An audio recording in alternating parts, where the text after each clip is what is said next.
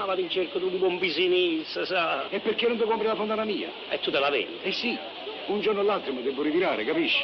La latitudine è più a nord e ai grandi immobili preferiva oggetti preziosi, lingotti d'oro, diamanti, Rolex, BMW d'epoca. Ma il protagonista resta un re delle truffe. Nella sua lunga vita non ha fatto altro, tanto da beccarsi una pena cumulativa di oltre 13 anni di carcere.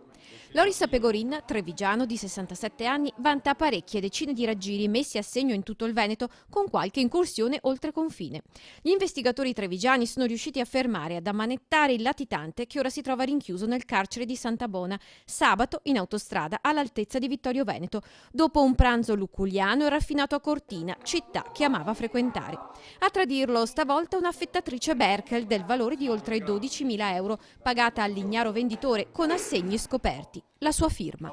L'uomo era un criminale alla vecchia maniera, per cui è stato difficile reperirlo, anche perché lui faceva riferimento a diverse persone dalle quali otteneva ospitalità. Loris Pegorin, senza fissa dimora, viveva ai margini, spesso addirittura mangiando alla mensa dei poveri, per evitare eventuali controlli, ma anche perché gli illeciti guadagni finivano in un battibaleno. Si stima che nell'ultimo anno abbia perpetrato truffe probabilmente su cifre che si aggirano intorno ai 100.000 euro circa. Mi sono fatto pagare i diritti di riproduzione. Quante? Ogni fotografia 100 lire.